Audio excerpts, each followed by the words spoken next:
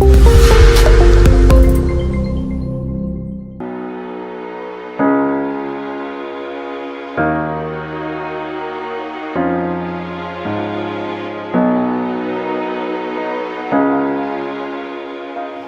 je suis Dr Sadiri, ophtalmologue à Casablanca depuis 40 ans environ. Et j'ai fait mes études à la Fondation Rothschild à Paris, de la spécialité, et les études de la médecine générale à Bordeaux. Et par la suite, on est venu s'installer avec ma femme qui est marocaine. Moi, je suis iranien d'origine. Ma femme qui est marocaine, donc on est venu s'installer au Maroc, qui est mon pays de cœur.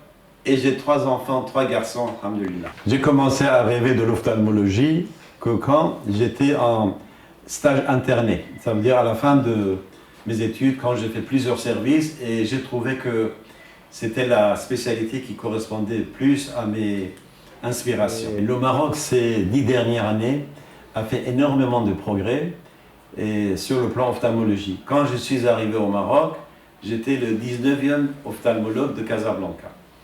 Et modestie à part, j'ai apporté les dernières technologies que je pouvais, la phacoémulsification, la chirurgie avec implant souple, et les kératomies radiaires et la chirurgie excimaire, au laser excimaire pour la chirurgie réfractive. Je les ai apportés et donc en quelque sorte à l'époque j'étais pionnier. Mais par la suite, il y a des dizaines de cliniques, rien qu'à Casablanca, qui a été créée, très bien équipée, à la hauteur de meilleurs centres d'ophtalmologie du monde. Alors cet appareil, ça s'appelle laser YAG, Y-A-G. On l'utilise après l'intervention de la cataracte et pour nettoyer l'intérieur derrière l'implant. Il y a un paroi qui s'appelle capsule postérieure, et on va le couper pour que les patients puissent voir de même manière qu'ils voyaient au début. Alors le deuxième appareil qui est très important dans un cabinet médical, c'est le laser multi-spot. Ça veut dire que en même temps, on peut délivrer 9, 16 impacts d'un seul coup. Quel est l'avantage?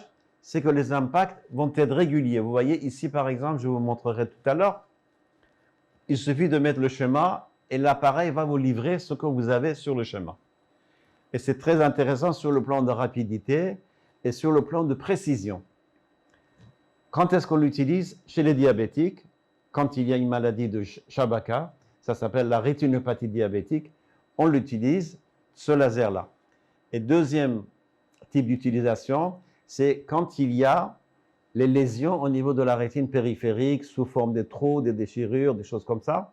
On les traite avec le laser pour empêcher que la rétine se décolle, le Shabaka se décolle.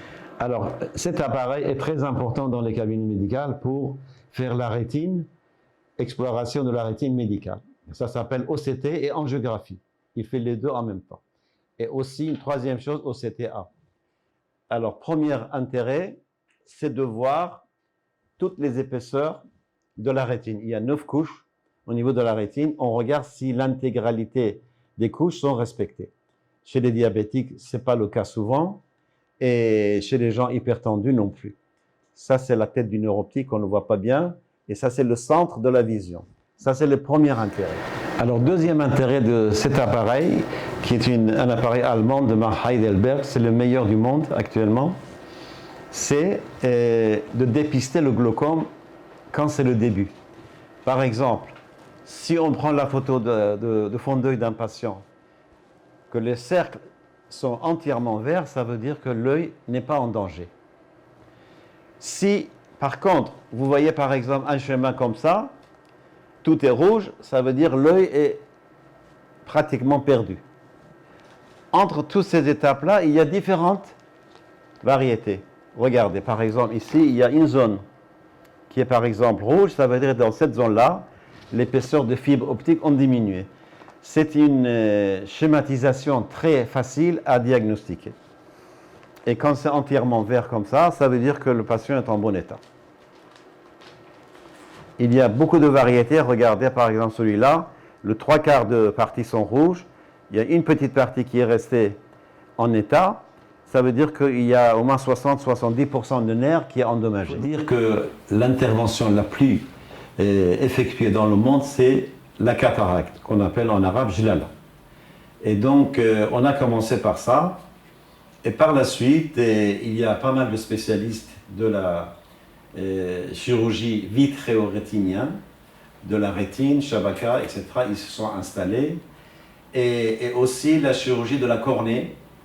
Il y a 2 ou 3 centres, 4 centres au Maroc qui le font. Malheureusement, pas encore en privé, mais Inch'Allah, ça va venir parce que dans le monde entier, ils le font. Et sur ce plan-là, on a un tout petit peu de retard, mais la greffe de la cornée, ça se fait que dans les centres hospitaliers et dans les cliniques de l'État. Mais dans l'ensemble, on a bien évolué sur tous les plans. Il y a la chirurgie de strabisme, des enfants qui louchent. Il y a la chirurgie de glaucome, et pour chaque chirurgie, il y a des centres. Écoutez, comme j'étais parmi les premiers à faire la phacoemulsification au Maroc, j'étais obligé de prendre toutes sortes de chirurgies. C'est-à-dire les patients qui avaient un seul œil, qui avaient trop tardé, et que la cataracte devient ambrée, la pupille qui ne se dilate pas, la cornée qui n'est pas de bonne qualité. J'étais obligé de tout prendre. Et alhamdoulilah, maintenant, la situation est améliorée. Mais ce qui m'a marqué, c'est des cas difficiles, évidemment, comme tous les chirurgiens. La meilleure précaution pour les patients, c'est pour le glaucome. Parce que c'est la tension dans l'œil. Très souvent, ça ne donne pas de signe. Et qu'un jour, le patient remarque que son champ visuel a diminué au fur et à mesure. C'est comme si vous regardez dans un trou de serrure. Ça veut dire tout disparaît. Il ne faut pas arriver à ce stade pour venir se faire examiner. Il faut au moins une fois, tous les 2 ou 3 années, faire un contrôle de tension chez votre ophtalmologue. Ça, c'est la chose la plus importante. Et deuxième chose, c'est la qualité de la vision. C'est-à-dire que moi, je suis donc médecin expert pour les permis de conduire aussi, et qu'il y a des conditions pour la conduite. C'est-à-dire qu'il faut avoir les 2 yeux, par exemple, 16/20 pour pouvoir conduire. Il y a beaucoup de gens qui ne savent pas ça, parce qu'entre-temps, ils ont eu des maladies qui ont dégradé la qualité de la vision, les diabétiques, les gens qui ont la tension, et que la vision baisse. Alors si vous croyez que vous pouvez conduire avec la même vision que vous aviez il y a 20 ans, c'est une erreur. Et vous risquez de faire un accident pour vous et pour les autres. C'est pour ça que dans les règlements de permis de conduire, tous les 5 ans, après un certain âge, il faut venir et faire un contrôle de la vision. Vous savez, en médecine, il faut avoir, c'est-à-dire traiter chacun comme si c'était un membre de la famille. D'accord? Ce que vous ne voulez pas qu'on vous fasse, vous ne faites pas aux autres. Si vous voyez qu'il y a une opération qui ne va pas marcher, il ne faut pas le proposer. Si vous voyez quelqu'un que l'état est dépassé, il ne faut pas lui donner de faux espoirs. Il faut donner des consignes. Et si quelqu'un qui doit être opéré de chirurgie de la myopie, parce que j'en fais beaucoup, et par exemple le LASIK, le SMILE, et toutes les chirurgies up-to-date, disons, le dernier progrès de la chirurgie réfractive, nous avons au Maroc.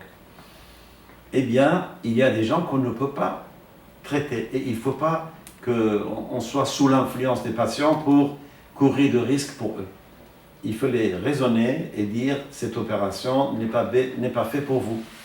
Et évidemment, c'est une petite minorité comme ceux qui ont des maladies de la cornée, kératocone, des maladies diverses, et on les dépiste avant de décider pour une intervention. Il y a à peu près 5% de la population qui ne peut pas faire certaines chirurgies.